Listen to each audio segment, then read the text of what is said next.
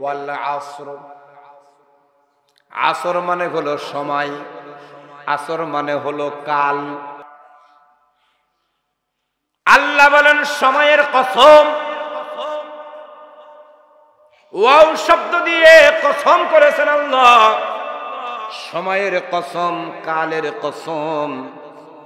আপনি যদি এটাকে হায়াত ধরেন তাহলেও হবে হায়াতের কসম। ইন্নাল ইনসানা লাফি খুসর, নিশ্চয় ইন্নাল ইনসান, নিশ্চয় মানুষ, লাফি খুসর, ক্ষতির মধ্যে নিমজ্জিত, অভিশাপের মধ্যে নিমজ্জিত, বিপদ আপদ এই পরিবেশের মধ্যে নিমজ্জিত। আল্লাহ বলেন হার ইনসান, প্রত্যেকটা মানুষই হলো ক্ষতির মধ্যে নিমজ্জিত। আল্লাহ যেহেতু সৃষ্টি করেছেন, কে ক্ষতির মধ্যে আর কে উপকারের মধ্যে, এটা আল্লাহই ভালো জানেন, ঠিক কিনা? আল্লাহ তাআলা কেন এই কথা বললেন ক্ষতির মধ্যে নিমজ্জিত, এই কথা কেন বললেন? আমরাও অনেক সময় দেখবেন আমাদের সন্তানের ব্যাপারে বলি, তুই তো বিপদের মুখে আছিস। কেন? কারণ তোরে যে কারণে বানাইছি তুই সে কাজ না করে অন্য কাজের মধ্যে চলে গেছিস, অথবা তোরে যেই রাস্তা দেখাইছি ওই রাস্তায় গেলে ডাকাতের সম্ভাবনা ছিল না, কিন্তু তুই আমার কথা না শুনে যেই রাস্তায় গেছিস ওই রাস্তায় যাওয়া আর ডাকাতের কবলে পড়া হলো সমান। এটা আমার আল্লাহ কেন বলেছেন ইন্নাল ইনসানা লাফি খুসর, প্রত্যেকটা মানুষই ক্ষতির মধ্যে নিমজ্জিত। কারণ আল্লাহ মানুষকে বানাইছেন।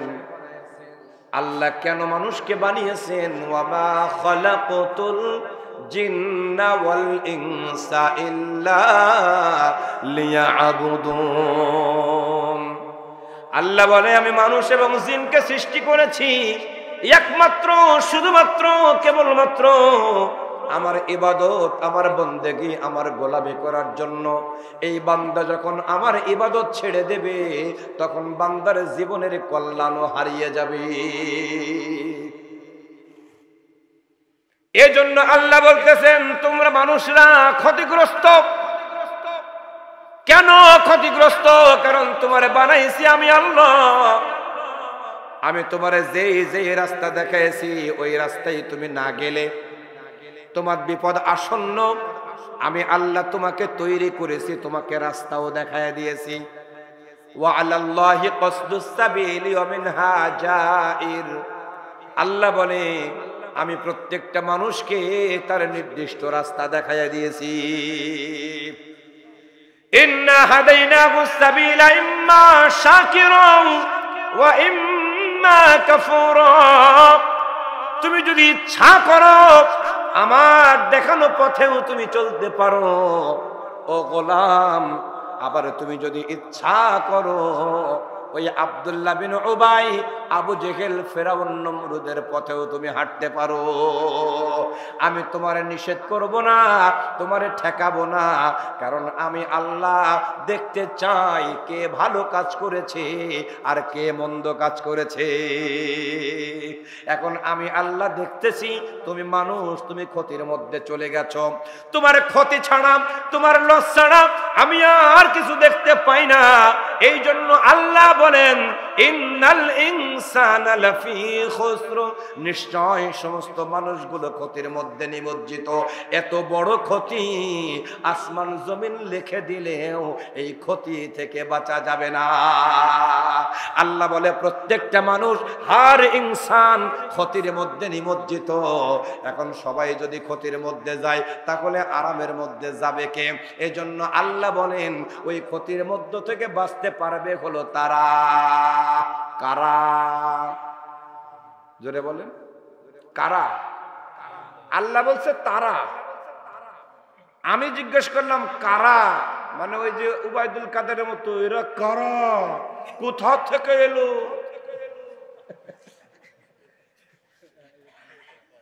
আল্লাহ বলেন ইল্লাল্লাযীনা, তারা ছাড়া। এখন তারা কারা? আল্লাহ বলেন এক নম্বরে হলো আমানু, ঈমান এনেছে যারা। এখন আল্লাহর এই ক্ষতি থেকে বাঁচার দরকার আছে না নাই? আল্লাহ যদি বলে তোর ক্ষতি আছে, তাইলে কেউ কি তারে বাঁচাতে পারে? কারণ আল্লাহর মার দুনিয়ার বার। আল্লাহ ছাড় দেয়, কিন্তু আল্লাহ ছেড়ে দেয় না।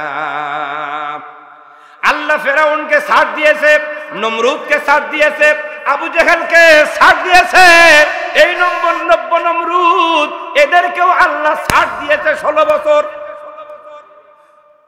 যখন দেখলেন না না না, ও তো লাইনে আসে না, আমার আল্লাহ বলে এইবার আমি ধরবো। আল্লাহ যদি ধরে সেটা কেমন হয়? ইন্না বাতুশা রাব্বিকা লাশাদীদ।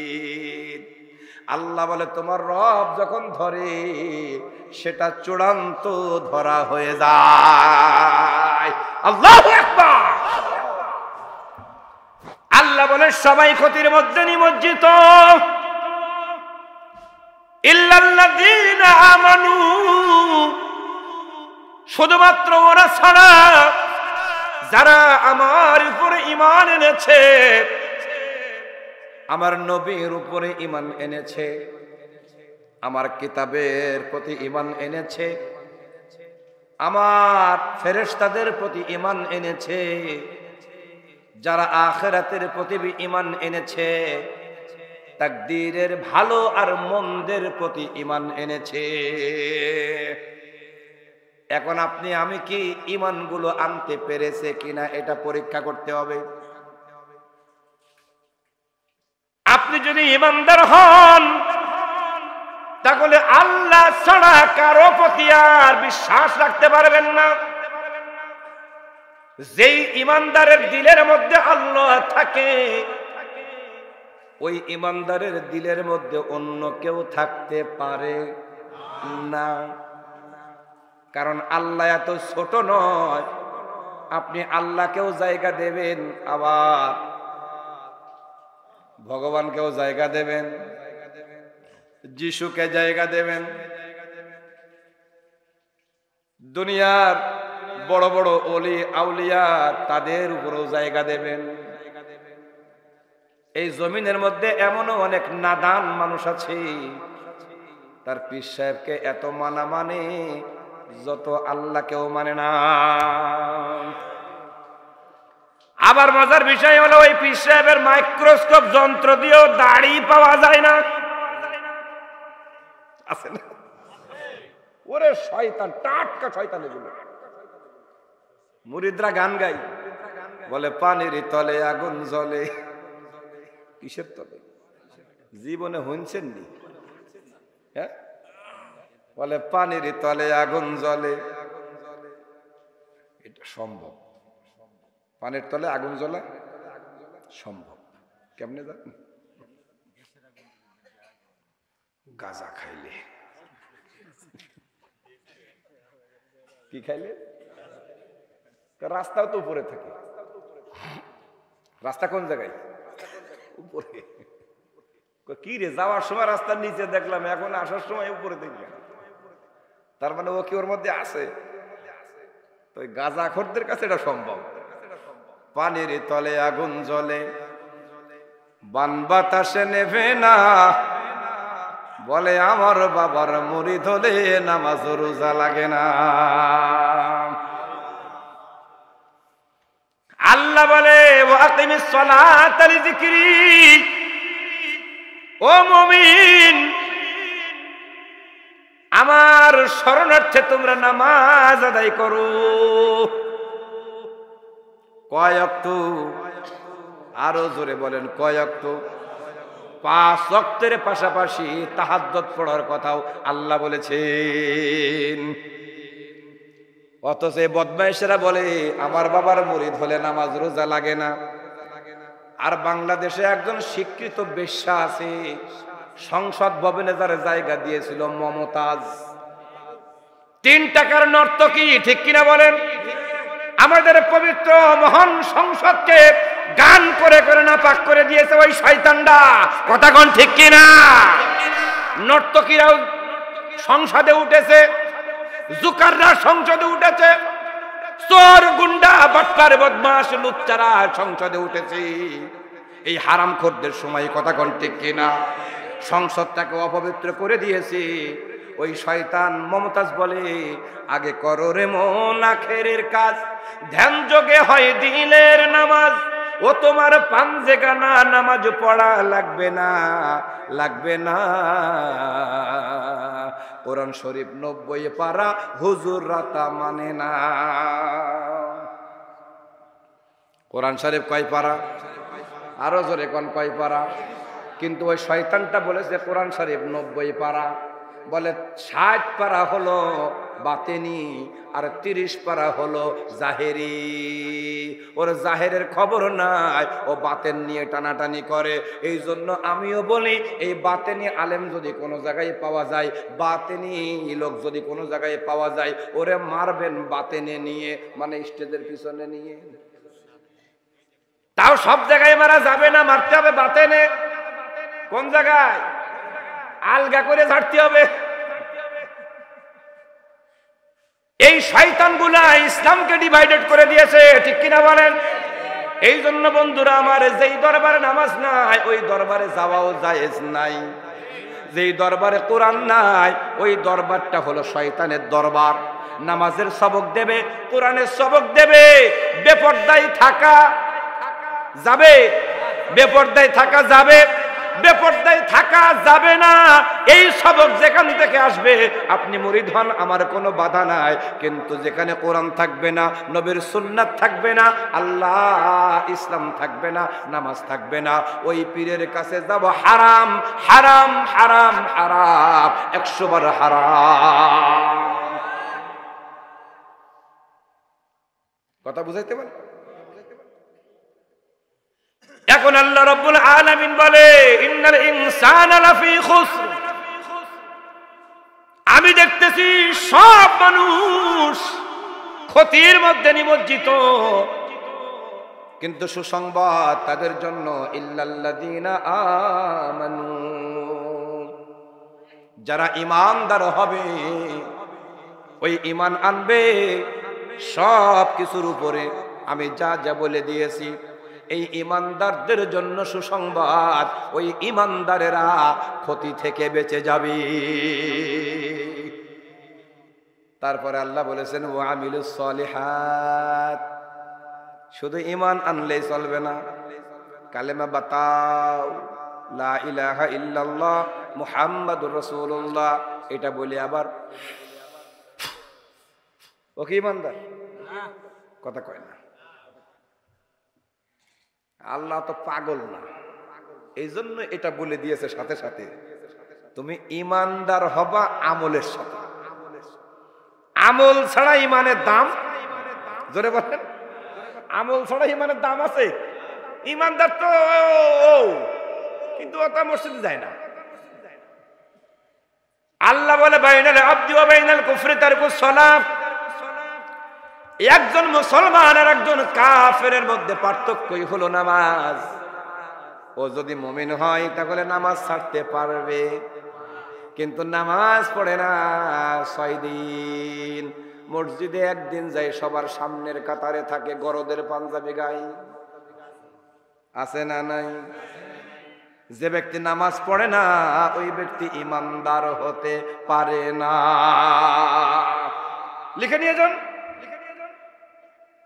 যার ভিতরে নামাজ নাই, আল্লাহর কসম, ওর দাড়ি থাকতে পারে, জুব্বা থাকতে পারে, টুপি থাকতে পারে, ও মোল্লা বংশের ছেলে হতে পারে, ও ঈমানদার না, না, না।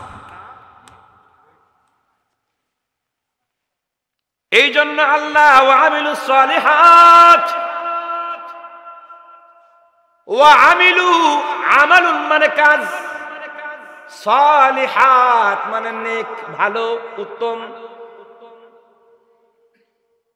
আল্লাহ বলতে ক্ষতি থেকে বেঁচে যাবে ওই ব্যক্তি, যে ব্যক্তি ঈমান আনয়ন করবে আর সৎ কাজ করবে, নেক কাজ করবে, নেক আমল করবে।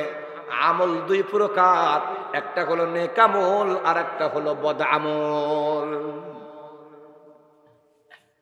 এখন আপনি বদ আমল করবেন, এটা হতে পারে না, নেক আমল করতে হবে। নেক আমল কাকে বলে? ভালো কাজগুলাকে নেক কাজ বলে।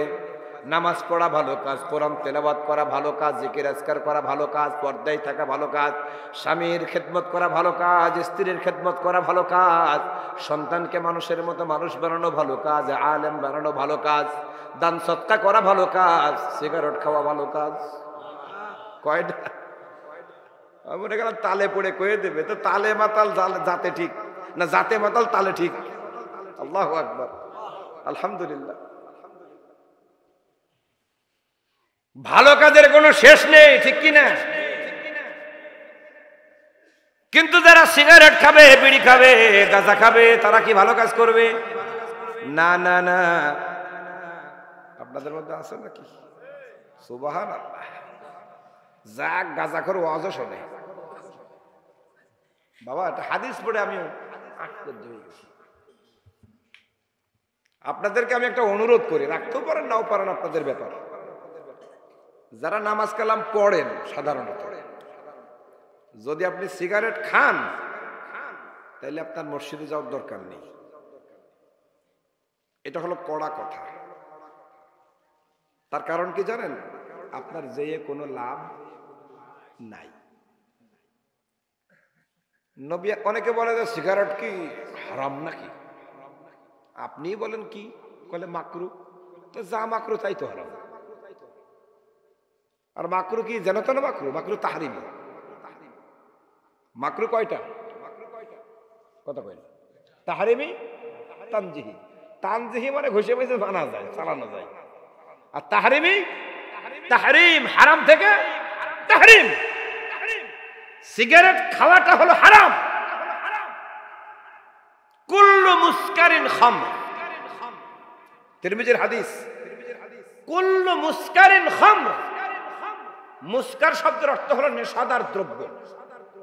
খামরুন মানে হলো মদ। খামরুন মানে কি? মদ। যেমন লিকুইড গোল্ড আছে, লিকুইড গোল্ড, আবার আস্ত সোনা, মানে লিকুইড গোল্ড মানে তরল সোনা যারে বলা হয়। তাইলে মদ তরলও হয়, শক্তও হয়। বোঝা গেল? কুল্লু মুসকারিন খামর, প্রত্যেকটা মদই হলো নেশাদার দ্রব্যই হলো মদ। ওয়া কুল্লু খামরিন হারাম, আর প্রত্যেকটা মদই হলো হারাম। এখন এই নেশাদার দ্রব্য পান করে যারা, আল্লাহ বলেন নবী হে আপনাদেরকে জানায় দেন, এই নেশাদার দ্রব্য পান করে যারা 40 দিন পর্যন্ত আমি তাদের দিকে তাকাই না। কয়দিন? 40 দিন পর্যন্ত আমার জিম্মাদারি ওর উপরে থাকে না, আমি তাকাই না ওর দিকে, ওর কোনো কিছু আমার ভালো লাগে না। এখন বাবা আপনারা হয়তো বলতে পারেন হুজুর খায় তো একটু বিড়ি, এক সওয়াল এতটুকু, ওর বাপ বিড়ি কিনে দিচ্ছে। কি এক সওয়াল হলে এতটুকু, কতটুকু? এতটুকু সওয়াল ওরে দিচ্ছে বিড়ি কিনে ওর বাপে। একজন মুরব্বী এসে কাছে, বিয়াদব, ফাজিল, বদমাশ, তুই ছোট্ট ছেলে জীবনটা নষ্ট করতেছিস, তুই ওরা বিড়ি কিনে দিস কেন? তখন চোখ দিয়ে পানি বেরিয়ে কাছে, আমি একটা আপেল খাওয়াতে পারিনি, একটা কমলা খাওয়াতে পারিনি, একটা ফল খাওয়াতে পারিনি, কি করবো? সেদিন শুনলাম যে ওই এক বিড়ি খোর, ও বলতেছে একই বিড়ি, এ তো আপেল। তো চিন্তা করলাম যে অত টাকা দিয়ে আপেল কিনবে, কিটাতে একটা বিড়ি দিই যাতে আপেলের কাজ করে। ওরে না মেরে থাকা যায়? আছেন এরা মানুষ। বাবা আমি হাদিসের কথা বললাম, আপনার যদি বিশ্বাস হয় তাহলে আপনি বিড়ি ছেড়ে দেন, এতে তো লাভ নেই, লস ছাড়া। ওই যে এক বক্তা সেদিন বলছে বিড়ি খাইলে ওর দাড়ি দিয়ে গন্ধ, টুপি দিয়ে গন্ধ, রুমাল দিয়ে গন্ধ, জামা দিয়ে গন্ধ, পুরো পরিবেশটাই হয়ে যায় গন্ধ। তোমার কি ভালো লাগে? আর আমিও বুঝি না ওই মহিলারাও বা কিরকম, ওর মুখের কাছে মুখ নেই কেমন, আমি তো সেই চিন্তা করি। তার মানে বোঝা গেল ওই মহিলা তেনাফিসে। সম্মানিত ভাইরা আমার, সম্মানিত ভাইরা আমার, এই সিগারেট যারা খাবে তাদের আমল আল্লাহর দরবারে কবুল হবে না। গাঁজা, ভাং, তামাক যারা খাবে তাদের ইবাদত আল্লাহর দরবারে কবুল হবে না। এজন্য যদি নামাজ পড়তে চান, আমল করতে চান, তাহলে পরিপূর্ণভাবে হক আদায় করে আমল করতে হবে। কথা কোন ঠিক কিনা? এখন আল্লাহ বলেন ইল্লাল্লাযীনা আমানু, বিপদ থেকে বেঁচে যাবে তারা, ঈমান আনয়ন করে যারা, ওয়া আমিলুস সালিহাত, নেক আমল করে যারা। এখন নেক আমলের কথা বলতে গেলে সারা রাত পার হয়ে যাবে। আপনার মসজিদের ইমাম সাহেবের কাছ থেকে, মাদ্রাসার আলেম সাহেবের কাছ থেকে ভালো ভালো কাজগুলো আপনি জেনে নেবেন, তাহলে দেখবেন নেক আমল করা আপনার জন্য সহজ হয়ে যাবে। এরপরে আল্লাহ বলে ওয়াতাওয়াসাউ বিল হাক্কি ওয়াতাওয়াসাউ বিস সাবরি। 3 নম্বর হলো সুখে দুঃখে যারা হকের পথে টিকে থাকবে, নিজেও হকের পথে টিকে থাকবে, হককে প্রতিষ্ঠিত করার জন্য চেষ্টা করবে। হক কি? হক হলো আল্লাহ, হক হলো নবী, হক হলো কোরআন, হক হলো ইসলাম। হকের পথে থাকতে হবে। এখন হকের পথে থাকতে আপনার একটু কষ্টও হবে, কারণ হকভাবে জীবনযাপন করলে বাংলাদেশে চলা মুশকিল। কথা কোন ঠিক কিনা? আপনি হকের পথে থাকবেন, ব্যবসা হবে না। আমাদের এলাকায় একটা ছেলে দোকান দিয়েছে চায়ের, আমরা সেখানে গিয়ে মাঝে মাঝে বসি। বলছে হুজুর আপনাদের দেখে আমি এই চায়ের দোকান দিয়েছি। ছেলেটা 5 ওয়াক্ত নামাজ পড়ে, ইসলামী আন্দোলন করে। ওই ছেলেটা বলতেছে হুজুর আপনারা আসেন বিধায় আমি আমার এই দোকানের মধ্যে কোনো নেশাজাত দ্রব্য রাখি নাই, তার মানে বিড়ি সিগারেট রাখি নাই। এমন কোন চায়ের দোকান নাই যেখানে টেলিভিশন থাকে না। যেই দোকানে টেলিভিশন আছে ওই দোকানে কাস্টমারও আছে। কি ও মনে করে এরা না হলে আমার মনে হয় হবে না। তার মানে ওর ঈমান কিন্তু পুরোপুরি আল্লাহর উপরে নেই। ওর ঈমান কিসের উপরে? টেলিভিশনের উপরে। ছেলেটা বলতেছে হুজুর দোয়া করবেন, না খেয়ে মারা যাব, কিন্তু কোন হারাম পণ্য আমার দোকানে উঠবে না, কোন সিগারেট বিক্রি করব না, টেলিভিশন রাখবো না, লোক আসে আসুক, না আসে না আসুক। কিন্তু বিশ্বাস করেন বন্ধুরা, শুধু আমরা গেলেই যে খাই তা না, আরো লোক আসে। এমন সুন্দর করে চা বানায় দেয়, পরিষ্কারে পরিচ্ছন্ন। নিজেও পান খায় না, নিজেও সিগারেট খায় না, পানও রাখে না, সিগারেটও রাখে না। লোকেরও অভাব হয় না। আমি কদিন আগে জিজ্ঞেস করলাম আপনার ব্যবসা বাণিজ্য কেমন যাচ্ছে ভাই? বলে হুজুর আলহামদুলিল্লাহি রাব্বিল আলামিন। আলহামদুলিল্লাহ, আপনাদের দোয়ার বরকতে, আল্লাহ পাকের মেহেরবানিতে আমার দিন ভালো যাচ্ছে। আমি আপনাকে বলতে চাই, তাহলে ওই ছেলেটা যদি, ওর নাম হলো নূরে আলম, আমাদের চূড়ামনকাঠি বাজারে, নূর আলমের যদি সিগারেট পান না থাকার পরেও তার ব্যবসা ভালো চলে, তার দিন পার হয়, ও টেলিভিশনওয়ালা ভাই, বিড়িওয়ালা ভাই, সিগারেটওয়ালা ভাই, আমি আপনাকে জানাতে চাই, আপনিও ওর মতো ঈমান আনুন, হকের পথকে অবলম্বন করুন। আল্লাহর কসম করে বলি, আল্লাহর কসম করে বলি, আপনার ব্যবসায় বরকত হবে, পৃথিবীর কেউ ঠেকাতে পারবে না।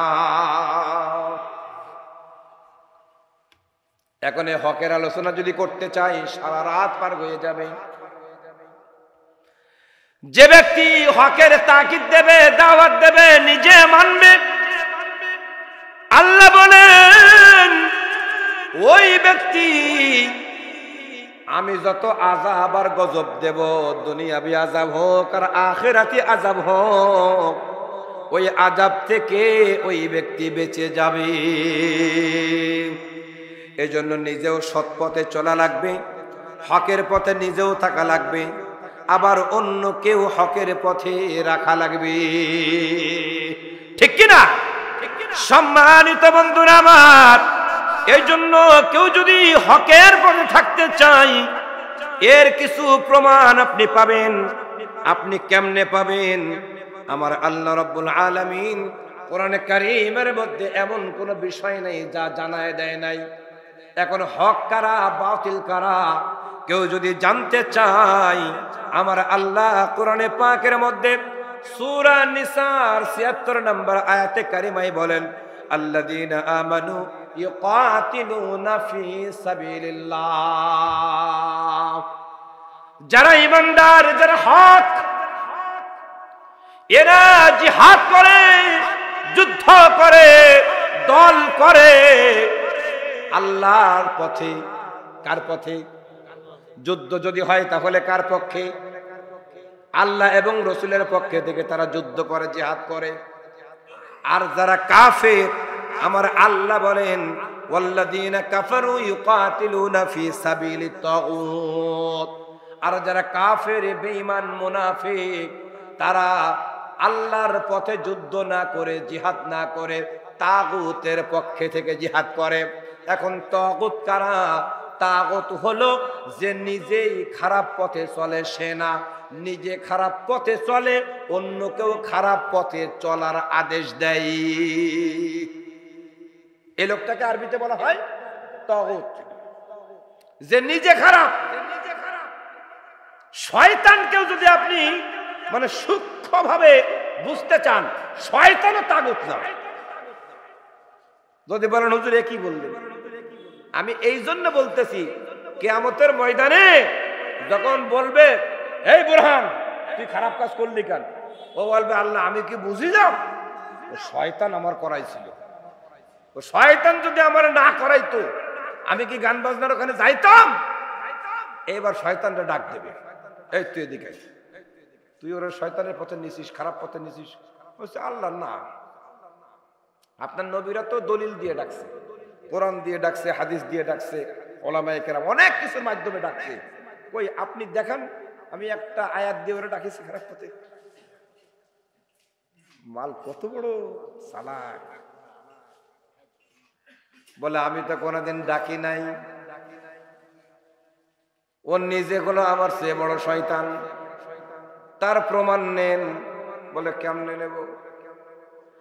বলে আপনি প্রমাণ নিয়ে যান, রমজান মাসে আমি তো বাধা থাকি,